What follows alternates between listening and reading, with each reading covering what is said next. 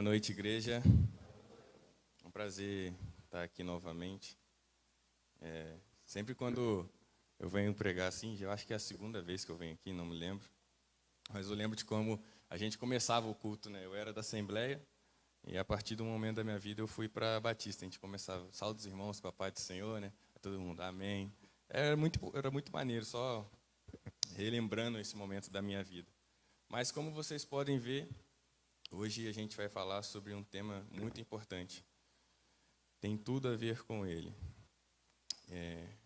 Eu acho que é a nossa vida, né, que tem que ter tudo a ver com ele. E na nossa vida a gente toma muitas decisões o tempo todo. E eu tenho certeza que a maioria aqui, ou aquele que ainda não teve a oportunidade, vai ter a oportunidade de passar por uma decisão muito difícil na sua vida, uma decisão não difícil, mas importante, que vai definir o seu futuro todo, ou vai definir a sua trajetória toda. Seja ela uma decisão boa ou uma decisão ruim. Uma faculdade, uma escolha de trabalho, o seu cônjuge, ou até mesmo um filme que a gente vai ver, né? Que hoje a gente demora tanto para escolher um filme para a gente ver, tem tantas opções.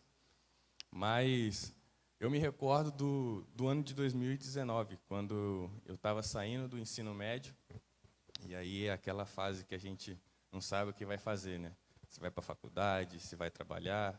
E aí eu fiquei aquele ano todo pensando no que eu ia fazer. Eu lembro que uma pessoa muito chegada a mim, que eu considero da minha família, me ajudou para que eu pudesse entrar numa faculdade gratuita, uma faculdade federal. E aí aquele ano foi um ano turbulento para mim, que eu fazia o ensino médio de manhã e à tarde e noite eu fazia um preparatório, um vestibular. Eu fiquei aquele ano todo lá, só fazendo preparatório, ainda não tinha decidido o que ia fazer de faculdade. Lembro que eu queria fazer engenharia. Tentei fazer todas as engenharias possíveis, mas acho que não me identifico com engenharia. E aí escolhi química, cara, que eu me identifico menos ainda. Eu lembro que aquele ano eu comecei a me dar bem em química, tirava nota alta na escola e às vezes ia para a prova sem estudar. E aí tirava nota alta, que era muito próximo do professor. E aí eu falei, é química, poxa. Não está na cara que é química, eu sou muito bom em química. Aí comecei a fazer química. É muita coincidência, porque até o Pedro fazia comigo na época, cara. Entrou a pandemia, aí a gente fazia no IAD, né? E a gente que vivia aquilo ali em 2020, viveu isso tudo. Fiquei fazendo faculdade ali por um ano, não me identifiquei com nada, tive muita dificuldade com química, com as outras matérias também. E foi um ano assim que eu fiquei, cara, estou perdido, não sei o que fazer. Aí entrou 2021, né? As coisas começaram a voltar ao normal, podia sair na rua, só que com máscara, tinha que manter a distância, álcool em gel, tudo mais. Falei, cara, tenho que trabalhar. Só que a faculdade era integral, era de manhã e tarde, manhã e noite. E aí eu fiquei, cara, o que eu vou fazer? Arrumei um trabalho e fazia faculdade. Só que as coisas começaram a ficar muito emboladas. Eu dava prioridade às vezes para o trabalho, dava prioridade às vezes para a faculdade, e aí ficava nesse pé de guerra. Ficava muito embolado. Hoje em dia também está assim, muita coisa para fazer ao mesmo tempo, mas a gente já definiu um propósito. É muito diferente quando a gente define um propósito. E aí as coisas ali ficaram meio turbulentas na minha vida naquele ano, naquele período de 2, 3 anos. E outra decisão muito importante na minha vida também, quando eu escolhi vir para cá. Como eu falei no início, eu era da Assembleia, e aí eu era pequenininho, fui criado na Assembleia, e aí minha tia morava em cima da minha casa, e ela era lá da Primeira de Volta Redonda, Batista Primeira de Volta Redonda. E aí eu fui para lá com ela, foi onde eu realmente me converti, realmente me batizei lá com o pastor Anderson. E aí foi onde eu me encontrei, sabe? Encontrei a Jesus. Poxa, vivi muitas coisas maravilhosas ali. Conheci pessoas que são da minha família praticamente, sabe? E aí foi um momento de decisão. Vir para cá foi um momento muito difícil, cara, porque você cria um apego pela igreja. Eu lembro que nessa transição de vir para cá, o atual pastor que está lá, pastor Carlos, falou assim, cara, se você for para outra igreja, seja a igreja que for, crie raízes. Porque naquela igreja, cara, eu tinha uma raiz muito forte. E eu fiquei lutando para sair daquela igreja, porque aconteceram coisas não foram resolvidas por um bom tempo. E aí a igreja ficou meio cá, meio lá. E aí eu também fui me esfriando um pouco. E aí foi um momento que eu vim para cá, cara. A igreja me acolheu de uma forma que eu vi como eu tinha chegado lá, sabe? E olha onde a gente está hoje, olha como a gente tem crescido, olha o que vocês me proporcionaram. Isso foi muito importante na minha vida. Tanto que eu vejo um crescimento muito gradual até chegar aqui hoje. Isso foi uma coisa que eu me alegro muito. Essas duas decisões, eu acho que foram mais importantes, e futuramente é o meu casamento, né? Em nome de Jesus. Mas a gente sempre está buscando ter o sucesso, né? A gente sempre busca o sucesso, preocupado com o nosso futuro, com o nosso sucesso diante dos homens aqui na terra, que às vezes a gente acaba de esquecer do nosso sucesso diante de Deus. Qual é o nosso sucesso diante de Deus? O que Ele quer para a gente, não o que a gente quer para nós mesmos. Douglas Gonçalves, no seu livro Revolução das Cópias de Jesus, vai dizer: o problema não são as pessoas, nem o ambiente que você vive, nem o contexto que você nasceu. A barreira que precisamos superar é muito maior, o pecado.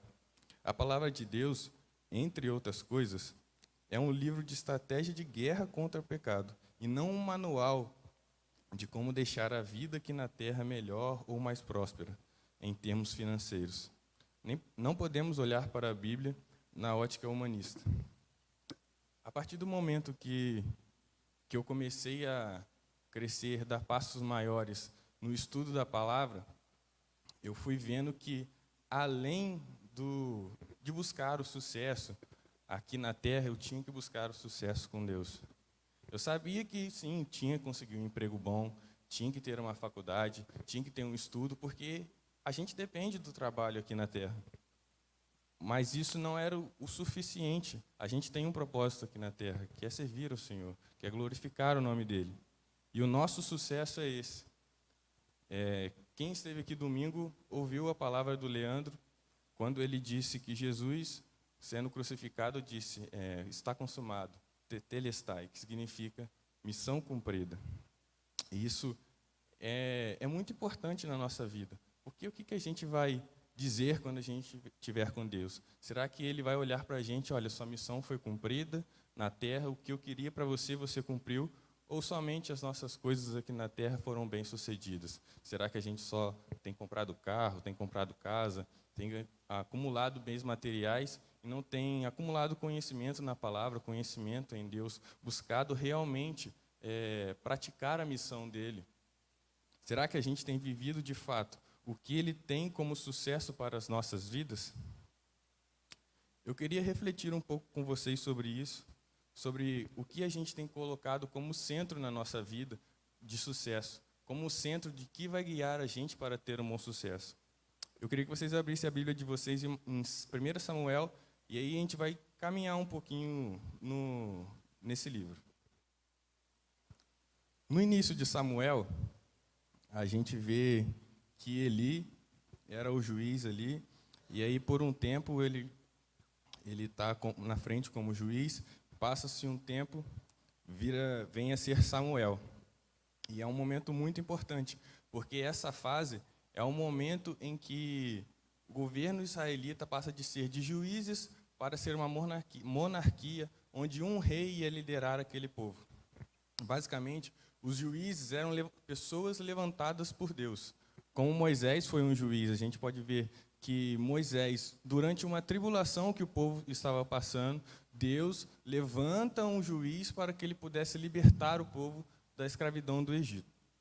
E aí, os juízes eram basicamente essas pessoas, os quais eram pessoas levantadas por Deus para que, quando tinha alguma aflição sendo feita com os israelitas, com o povo de Deus, Deus levantava eles para que eles pudessem ir à frente do povo para libertar ele dessa aflição. E aí, a gente vê que a partir daqui, do capítulo 8, a gente vai ver que vai ser um rei que vai governar Israel. a gente vê que Samuel era um homem temente a Deus e seguia a Deus. Porém, os seus filhos não seguiam a Deus, não eram pessoas que tinham obediência a Deus. E aí o povo ali de Israel, os líderes se reuniram e falaram, olha, a gente não quer que seus filhos liderem a gente quer que, assim como nos outros países, um rei seja eleito para que possa governar o nosso povo. Uma pessoa possa governar Israel. E aí Samuel vai em busca de um rei para Israel. Ele fica meio revoltado, né? Ainda vai perguntar para Deus, Deus, é isso mesmo? Ele fala, é isso aí, Samuel. Agora você vai levantar um rei para Israel e não vai ser mais um juiz. E é o que acontece.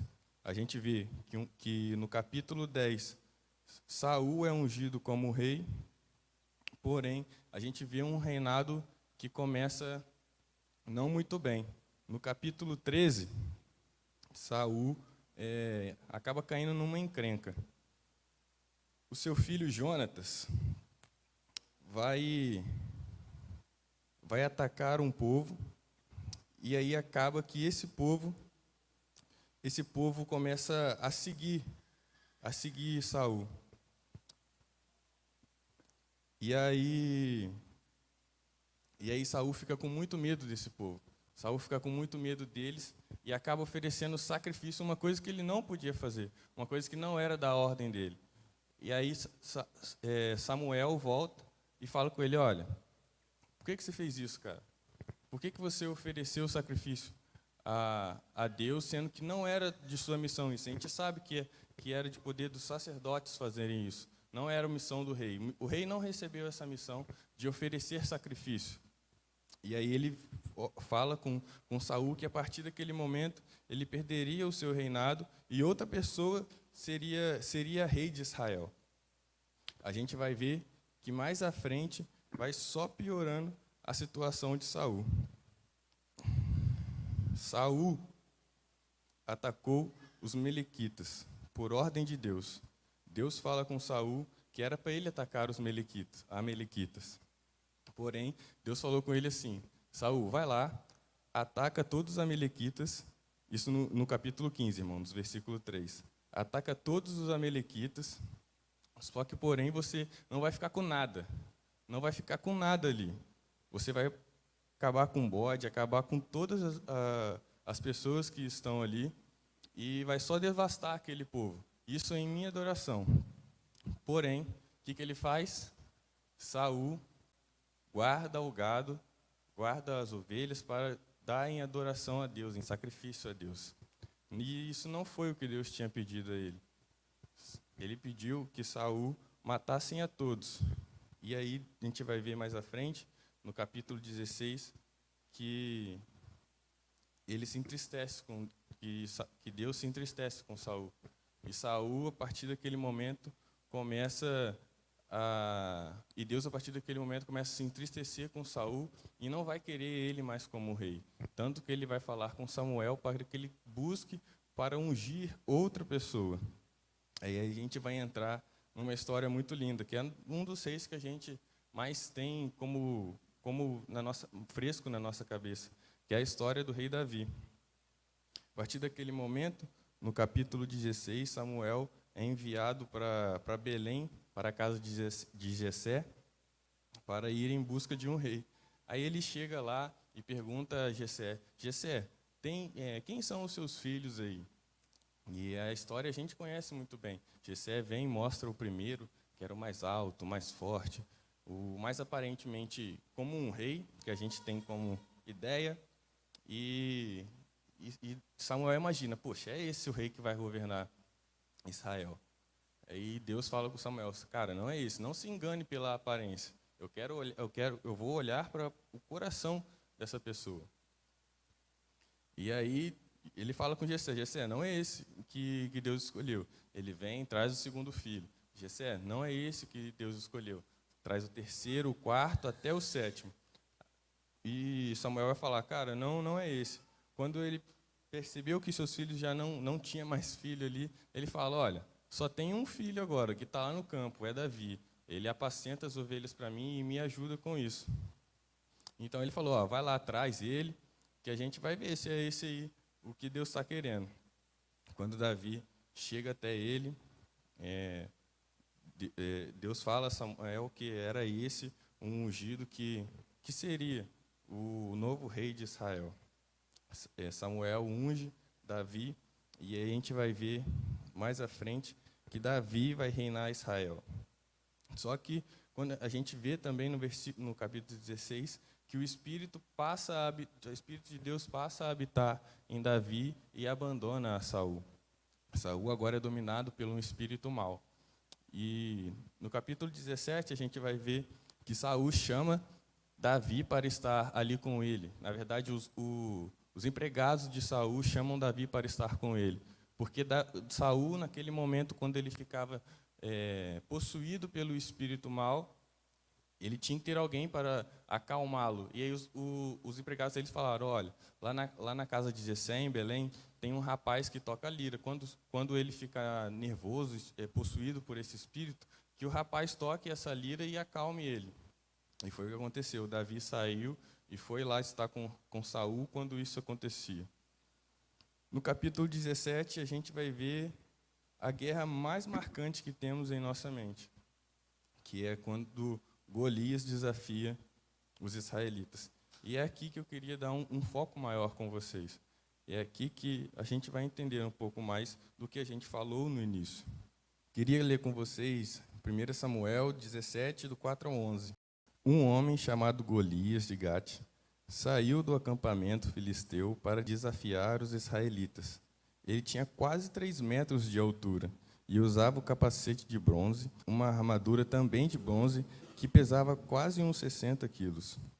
As pernas estavam protegidas por caneleiras de bronze. Ele carregava no ombro um dardo, também de bronze. A lança dele era enorme, muito grossa e pesada. A ponta era de ferro e pesava mais ou menos 7 quilos. Na frente dele ia um soldado carregando seu escudo. Golias veio, parou e gritou para os israelitas: por que é que vocês estão aí, em posição de combate? Eu sou filisteu e vocês são escravos de Saul. Escolha um dos seus homens para lutar comigo. Se ele vencer e me matar, nós seremos escravos de vocês. Mas, se eu vencer e matá-lo, vocês serão nossos escravos. Eu desafio agora o exército israelita. Mande alguém para lutar comigo. Quando Saul e seus soldados ouviram isso, ficaram apavorados. Senhor, meu Deus e meu Pai, aqui está a tua palavra, Pai. Que em nome de Jesus, Senhor, isso venha fazer morada em nossos corações. Que em nome de Jesus, Senhor, tudo que lemos e aprendemos aqui hoje venha fazer sentido em nossas vidas, Pai. Amém. Nesse momento, o exército dos filisteus e dos israelitas estavam em um vale. Um estava de um lado e o outro estava do outro. Um vale seria mais ou menos... não vou saber explicar muito bem como que seria um vale, porque aqui, nessa região nossa, não tem um. Apesar de a gente morar no Vale do Paraíba, né? A gente seria no meio de duas montanhas. E aí o povo israelita estava em um e o filisteu estava em outro. Golias vai lá na frente do exército dos israelitas, desafia eles. Para que não houvesse muito sangue, ele fez isso. Para que não houvesse uma guerra. Todo mundo aqui já viu filme de guerra, né? Geralmente, nesses filmes, fica muito bem claro para a gente o que acontece numa guerra. Vai um povo muito grande para a guerra e acaba voltando muitos poucos.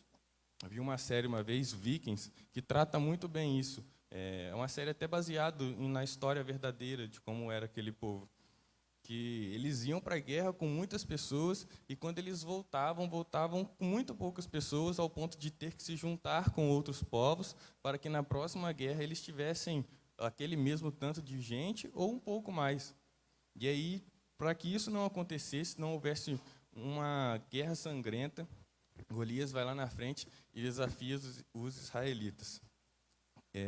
Desafia, e quem ganhasse seria escravo um do outro. Se os israelitas ganhassem, os filisteus seriam seus escravos, e assim vice-versa. Isso aconteceu durante 40 dias. Golias ia lá e desafiava os israelitas. E ninguém se prontificava para poder combater Golias. Se a gente vê um cara de quase 3 metros de altura, e ficaria apavorado também, qualquer um aqui, né?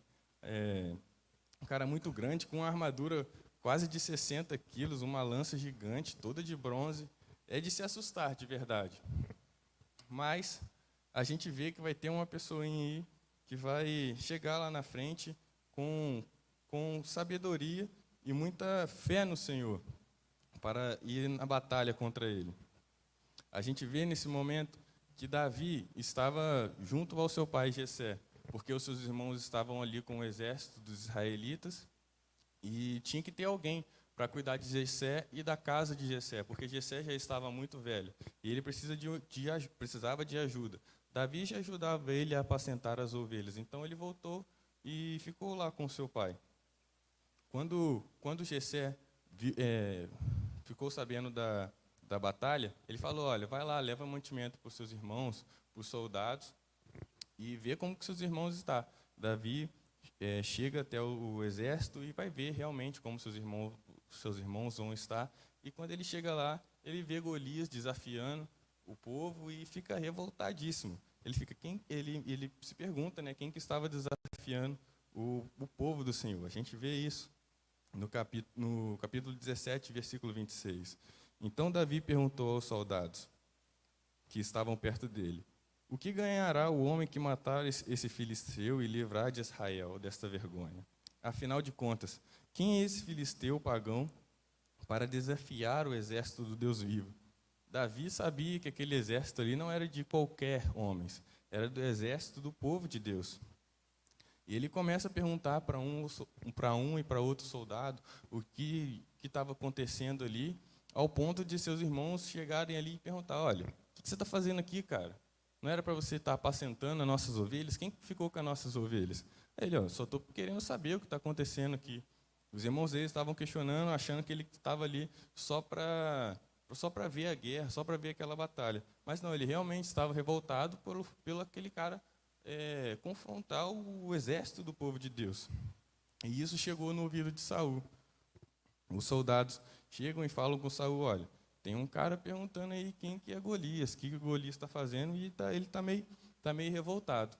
E Saul chama Davi se encontra com Saul, e Saul fala: cara, o que está acontecendo? Davi explica o que aconteceu e se prontifica aí aquela batalha. Saul olha para aquele menininho baixinho, muito jovem, né? Fala: cara, você não desse jeito aí não dá para te levar naquela batalha. O tamanho do cara, você não vai ganhar ela.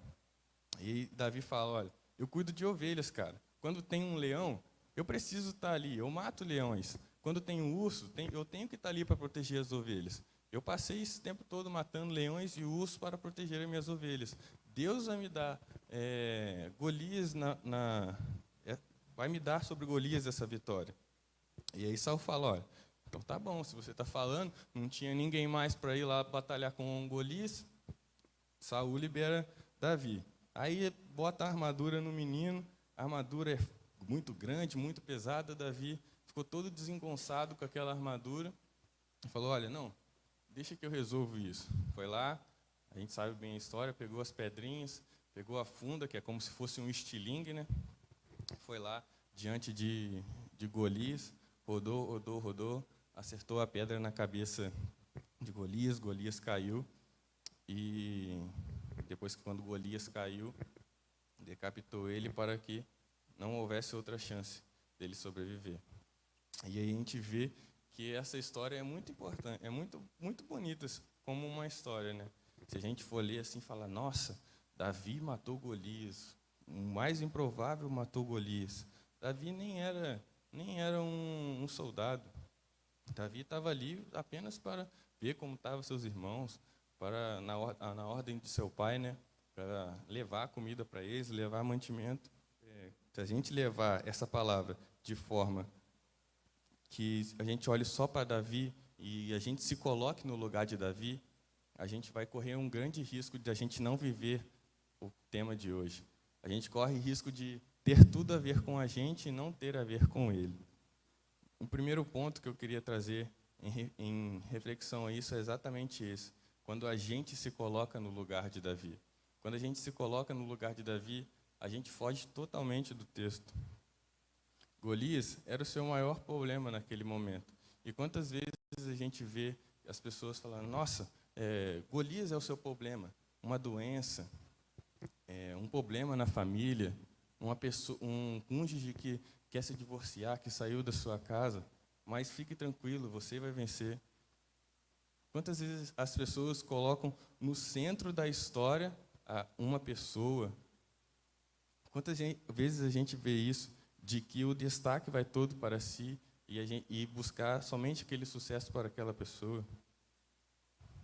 A gente vê que isso causa muitas frustrações. Porque quando a doença não é curada, o que a gente vai fazer?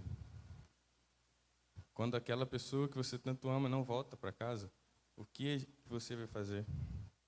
Não sei quem aqui já assistiu o filme Deus Não Está Morto, mas naquele filme retrata a história de um menino que entra na faculdade, é o primeiro filme. Retrata um menino que entra na faculdade, e aí ele entra na faculdade e a primeira aula dele, o professor manda todo mundo escrever, olha, Deus está morto. E o menino pega o papel e a caneta na mão e fala, não vou escrever, cara, não é isso que eu acredito. Não creio que Deus está morto, creio que Ele está vivo. E aí, confrontando o professor, porque o professor já falou que ele não iria passar, que ele ia ser reprovado se ele não escrevesse, o professor o desafia a comprovar que Deus estava morto. Era um professor de filosofia. E aí o filme todo é tratado um pouco nisso, e chega num momento do filme que realmente o menino consegue mostrar para as outras pessoas que Deus está vivo. E o professor fica muito revoltado, ao ponto de conversar com o menino, e aí ele se abre, ele fala, olha, eu sou ateu pelo fato de Deus não ter salvado a minha mulher, de ela ter morrido, eu ter pedido a Deus que ela se salvasse, que ela pudesse ser salva, ser curada, e aí ela não foi curada. E quantas vezes a gente, olhando por um texto desse, e quantos outros textos tem assim também, que a gente se coloca no lugar daquela figura, que a gente pode ver que foi uma batalha, foi uma vitória, mas às vezes não é o que Deus quer na sua vida. Como eu falei no início, eu tenho certeza hoje que química não era o meu lugar.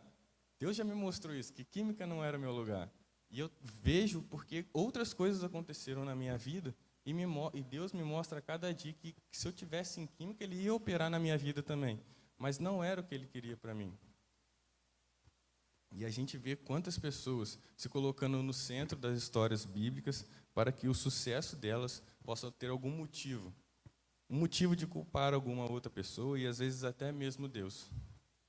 Mas, quando a gente olha para a Bíblia, a gente tem que olhar com outros olhos. A Bíblia foi escrita de Gênesis a Apocalipse, baseada na vida de uma pessoa só. E essa pessoa é Jesus Cristo. E Ele é o centro dessa história. E Ele é o centro. Quando a gente coloca Jesus como Davi, a gente vai ver que Ele era o mais improvável que salvaria o povo.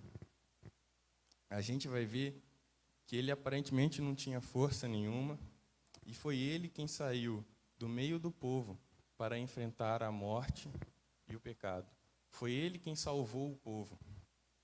Foi Ele quem usou não uma pedra, ou um estilingue, mas sim a cruz para salvar.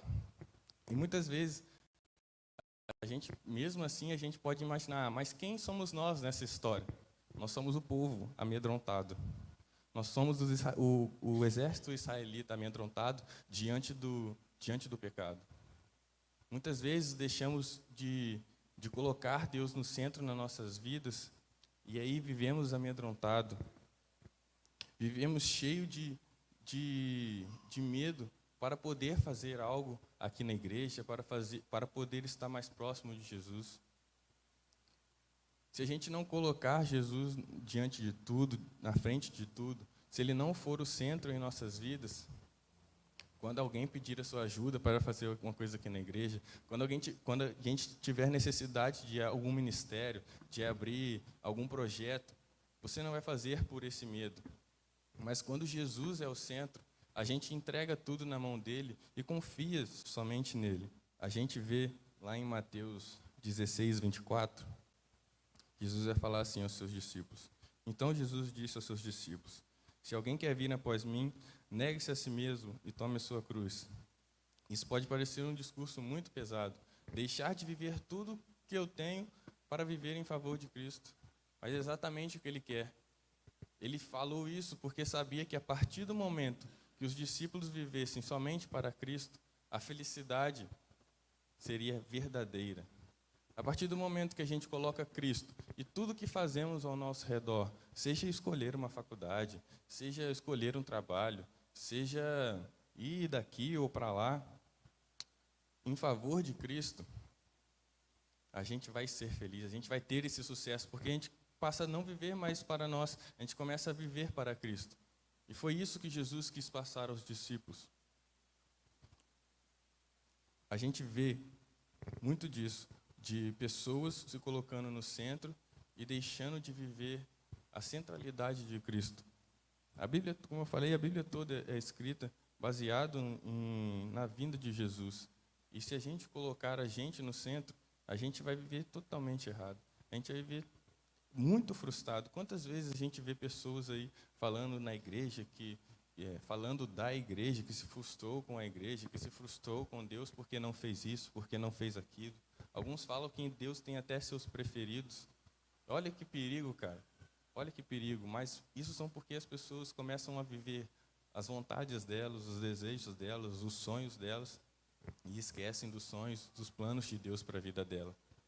Mas a partir do momento que a gente entende que é tudo a ver com Ele e que a gente é apenas usado por Ele para fazer a obra dEle e que a nossa vida tem que refletir Jesus Cristo, a gente começa a viver os planos dEle e aí sim, a gente vai ter sucesso diante de Deus. É esse o ponto. O sucesso diante de Deus é somente quando a gente coloca Ele no centro das nossas vidas. Queria que vocês abaixassem a sua cabeça. Eu queria que vocês pensassem nas escolhas que vocês têm feito, no momento que vocês têm vivido. Alguns podem estar passando por um momento que vai fazer uma escolha que vai refletir na sua vida, seja ela qual for, mas que essa escolha não seja baseada na sua felicidade, mas sim na felicidade de Cristo. Às vezes é essa chave que está virando na sua vida. Às vezes é isso que falta, entender que tudo que a gente faz é para refletir a glória dele. Seja quando Deus te der um carro, seja quando Deus te der uma casa, seja quando você entrar na faculdade, você ganhar uma vaga de emprego num trabalho, você passar num vestibular, que isso tudo venha a ser para a honra e glória de Deus. Mas que primeiro você entregue isso na vida dele. E, de fato, venha viver o que Ele quer para a sua vida. Não o que você quer e que você almeja como sucesso. Senhor, meu Deus e meu Pai, muito obrigado, Senhor, por mais uma vez estarmos aqui diante de Ti, Pai. Entregamos, Senhor, os nossos planos e sonhos em Tuas mãos, Pai. E que o Senhor venha alinhar, Senhor, com os Seus planos, Pai. Que tudo que vier à nossa mente, Papai, não venha ser do nosso coração, mas venha vir de Ti, Papai. Que o Teu Espírito fale conosco para que vivamos, Papai, a Sua vontade. Que em nome de Jesus, Senhor, que tudo que escolhermos, que tudo trazemos para próximo de nós, seja na nossa família, seja no nosso trabalho, seja na nossa casa, Papai, seja em qualquer lugar, Senhor, que venha refletir a Tua glória e a Tua grandeza. Que em nome de Jesus, Senhor, quando o Senhor ordenar algo em nossas vidas, a gente venha realmente obedecer aquilo que o Senhor está pedindo a nós, Papai. Que venhamos entender, Senhor, que o centro de tudo em nossas vidas é o Senhor e que a gente tem que levar tudo para Ti, Pai. Tem que refletir tudo em nossa vida, o Senhor, Pai. Que nada que passamos aqui tenha a ver conosco, seja felicidades ou aflições, seja momentos tristes ou de alegria, Senhor, mas que tudo é a ver com o Senhor tem propósito para a nossa vida, na felicidade e na tristeza, Papai. Que em nome de Jesus, Senhor, seja o momento de cada um aqui que esteja passando, seja por enfermidade, seja por luto, seja por um momento de alegria, e de gratidão, Pai. Que em nome de Jesus, Senhor, venha ser bênção do Senhor na vida deles. Que em nome de Jesus, Senhor, o Senhor se mostre cada vez em nossas vidas, em qualquer situação. Que venhamos, Senhor, entender que a nossa vida não tem a ver com nós mesmos, mas tem a ver com o Senhor, com os propósitos e planos do Senhor, Papai. Que em nome de Jesus não venhamos temer o pecado, mas sim venhamos estar prontos e confiantes no Senhor, Pai, pois o Senhor foi quem venceu a morte. Que em nome de Jesus o Senhor nos abençoe e que isso venha fazer morada em nossos corações. Amém.